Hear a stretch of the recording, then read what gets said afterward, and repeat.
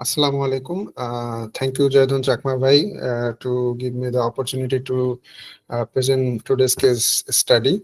We're here to showcase my presentation on supply and sales management with business intelligence, a Python portfolio project presentation. Uh, if we come to the uh, introductory issue, then this case study focuses actually the supply and sales management through business intelligence.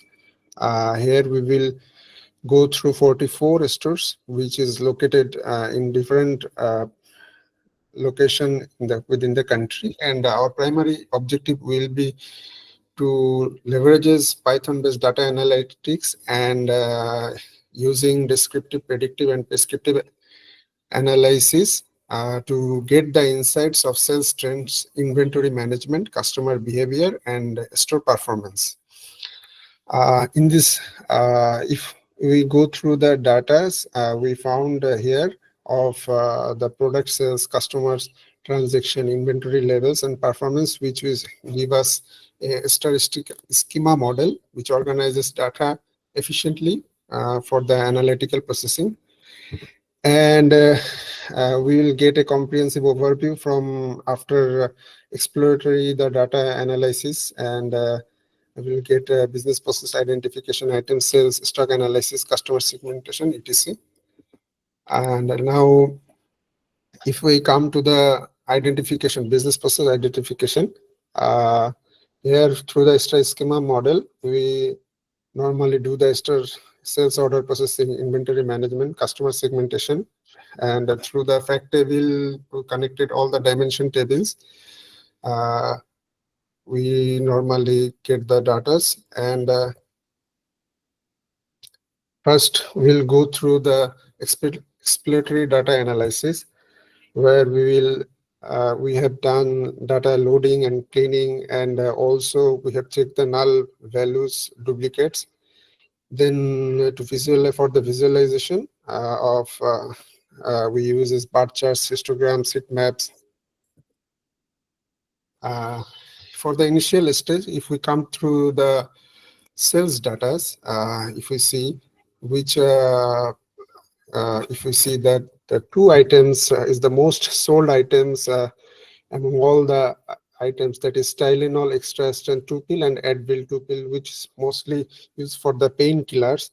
And if you see the sales growth from 2014 to 2019, the sales growth is sharp, but and there is a sharp decline in 2020 due to the COVID situation. And if we go through the stock analysis, then we will see the coffee stirrers, which is the most stocked items above all the items, and enjoy creamer packs, also foam coffee cups. Both all the three items, which is mostly stocked, it's for the coffee consumption among the customers. So that's why I think this has been we can keep for a higher quantity of stocks.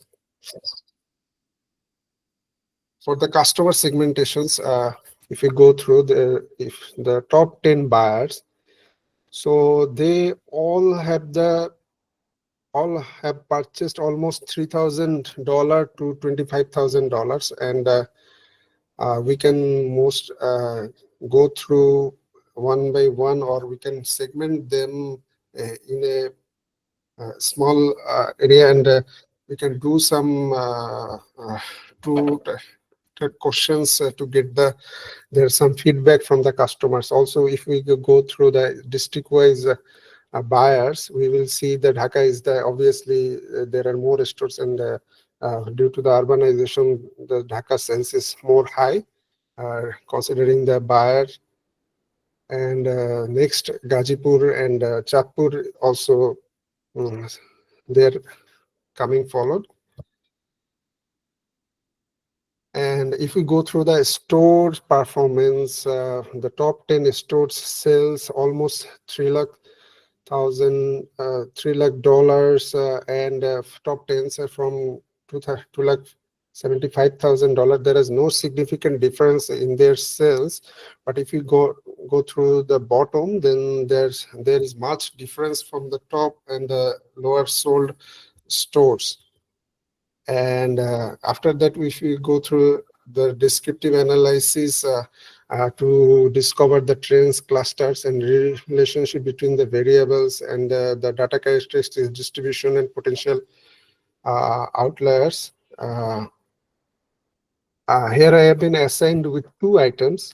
Item one is Hefty Supreme foam bowls, which is kind of one-time used plates, and item two is Gatorade Zero variety, which kind of supplement products for the bodybuilding persons. So you can see the item one quantity sold is 9,200, and item two is 1,200 units, as one is commonly used for any kind of food consumption, and another is only for supplements. A particular percentage of people who are conscious about their health and physical activity, they normally consume this kind of products. So there are much difference in both these two consumptions. So revenue generated here is for item one is 1,29,000, whereas is for item two is $25,000, and the customer segmentation is one reaches higher, 1,400 customers, whereas 200 customers consume that. Now, if I go through the item one and item two sales trend, monthly sales trend, we can see peak months is July and October, whereas the oats season was March.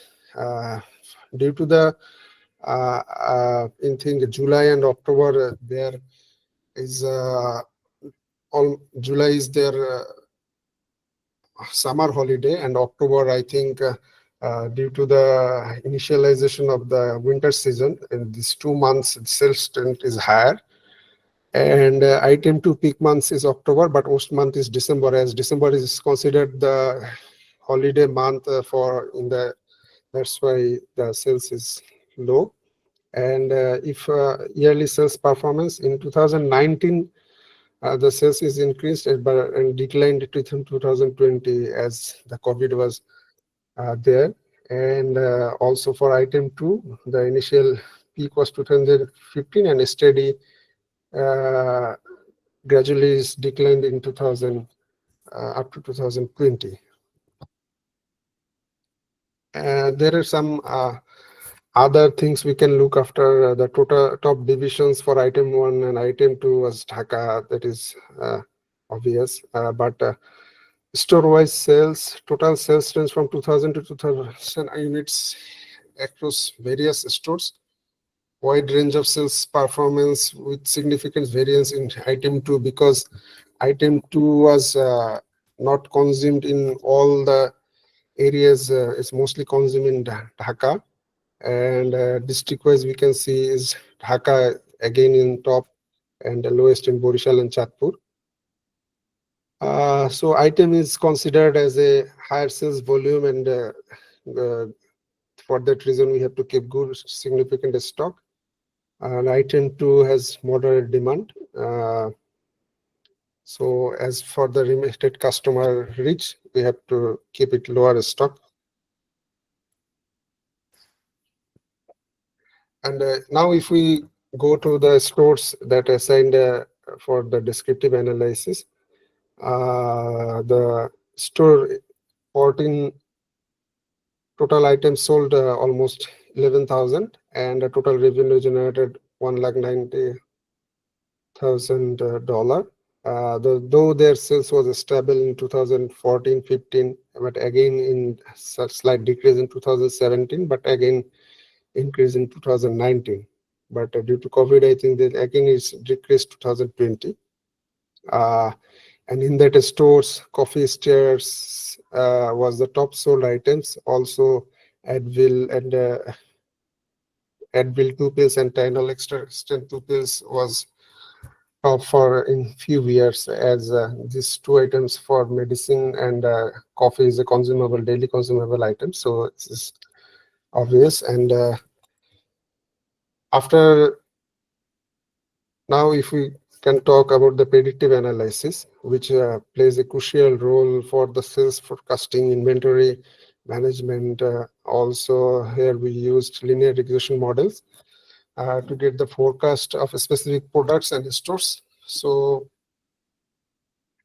I had to take the item one and item two. So the prediction for quarter three was 400 for 4,500 units, and for item 2 it was 700 units for quarter 3 2021.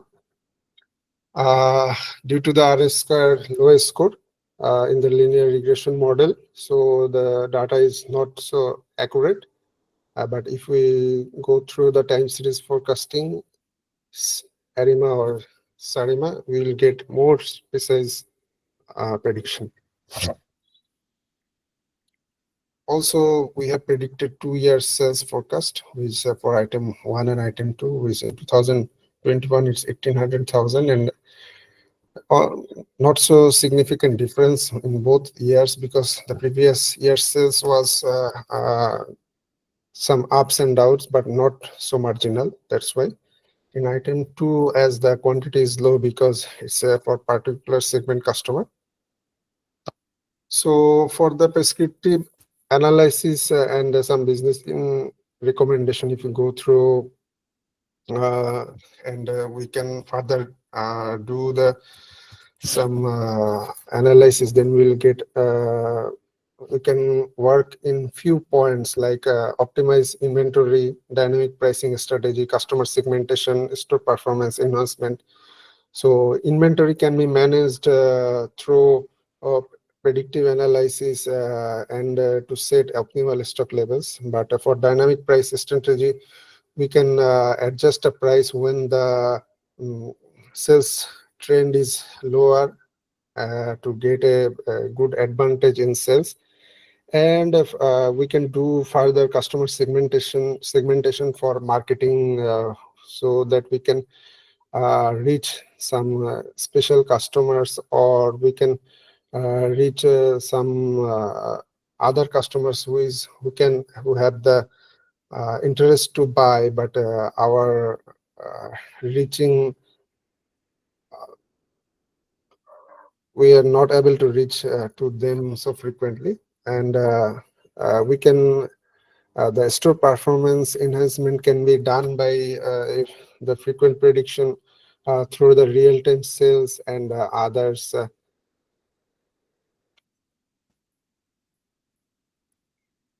So in conclusion, we can say that by through the Python portfolio, this kind of predictive and exploratory analysis, we can get the best output through sales trends, seasonal fluctuation, inventory management strategies, customer buying behavior, and payment preferences. Also, we can predict the future trends, sales, stock keepings, customer reachings, etc. So that's all from my end, and thank you all.